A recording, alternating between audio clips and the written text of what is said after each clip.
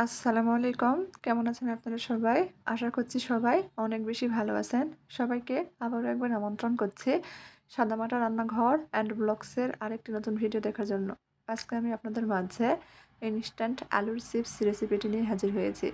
বাসায় যদি এত সুন্দর আলুর চিপস তৈরি করা যায়, সেটাও যদি 10 মিনিটেই, তাহলে দোকান থেকে কেন কিনবেন? বাচ্চারা কিন্তু খুবই পছন্দ করে। তো চলেন দেখি তৈরির পুরো প্রস্তুত প্রণালী আপনাদের মাঝে শেয়ার করি। আমি আজকে একটা আলু দিয়ে চিপস তৈরি করে দেখিয়ে দিব। এখানে একটা আলু নিয়েছি, মাঝারি সাইজের একটা আলু, বড় আলু হলে বেশি ভালো হবে। এখন আলুটার খুব ভালোভাবে খোসা ছাড়িয়ে নিব। উপরে হালকা করে খোসাটা ছাড়িয়ে নিয়েছি।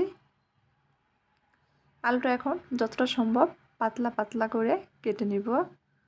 এই যে আমি যতটা সম্ভব পেরেছি পাতলা করে কেটে নিয়েছি।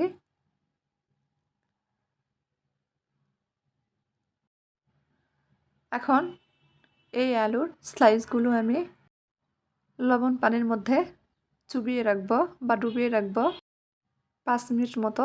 এতে করে কিন্তু আলুগুলো অনেকটাই নরম হয়ে যাবে। পানির মধ্যে আলুর স্লাইসগুলো দিয়ে দিচ্ছি সামান্য পরিমাণ লবণ।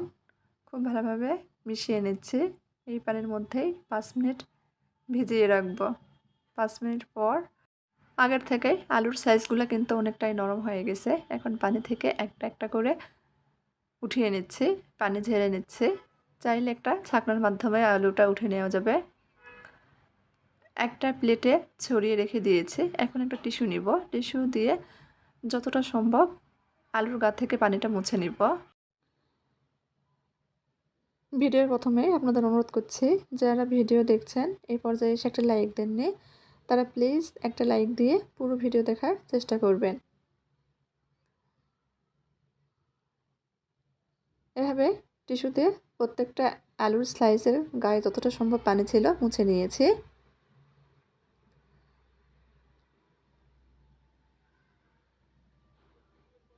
এখন একটা প্লেট নিয়েছি। প্লেটের মধ্যে দিয়ে দিচ্ছি 1.5 টেবিল চামচ মতো চালের আটা, দিয়ে দিব 2 চামচ মতো কর্নফ্লাওয়ার। একটু নেড়েচেড়ে মিশিয়ে নিচ্ছি। আপনারা চাইলে পুরোটাই কর্নফ্লাওয়ার দিয়ে করে নিতে পারেন কিংবা পুরোটাই চালের আটা দিয়ে করে নিতে পারেন। তবে পুরোটাই যদি চালের আটা ব্যবহার করেন, সেক্ষেত্রে কিন্তু আলুর চিপসগুলো খুব বেশি মুচমুচে বা ক্রিস্পি হবে না। খুব ভালোভাবে মিশিয়ে নেওয়া হয়ে গেলে স্বাদ মতো লবণ দিয়েছি। এই পর্যায়ে কিন্তু লবণটা একটু বুঝে দিতে হবে, কেননা আমরা আলুটা লবণ পানিতে ভিজিয়ে রেখেছিলাম। আবারও মিশিয়ে নিয়েছি। মিশানো হয়ে গেলে চালের আটা কর্নফ্লাওয়ার মিশ্রণ একপাশে রেখে দিয়েছি।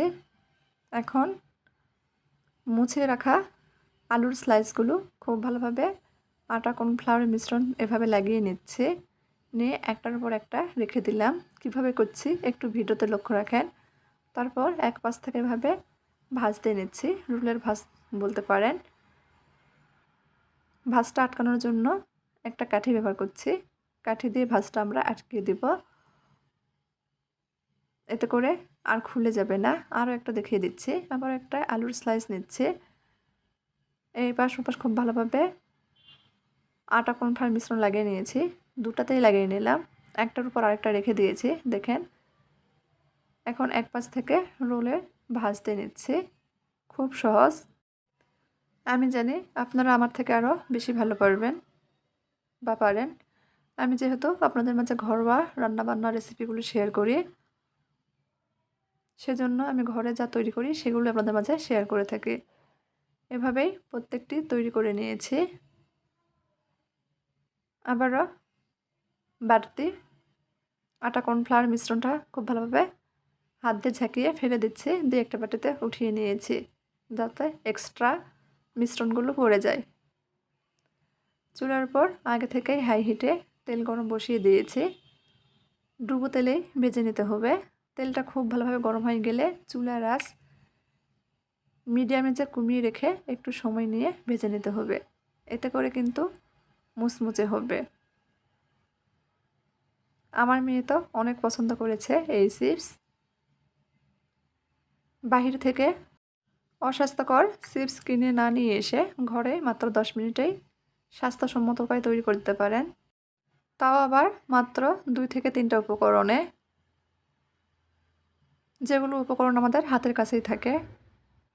আমার আজকের এই ইনস্ট্যান্ট আলুর চিপস রেসিপিটি যদি আপনাদের কাছে একটুও ভালো লেগে থাকে তাহলে প্লিজ সবাই আমার চ্যানেলটি সাবস্ক্রাইব করবেন, লাইক কমেন্ট শেয়ার করে নিয়মিত চ্যানেলের পাশেই থাকবেন।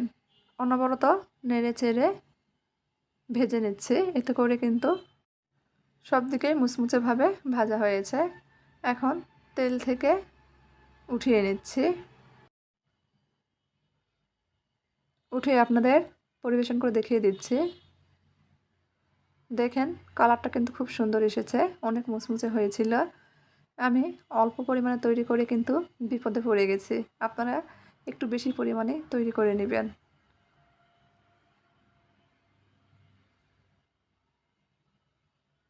তো আজকের মতো এই পর্যন্তই, সবাই ভালো থাকবেন। আল্লাহ হাফেজ।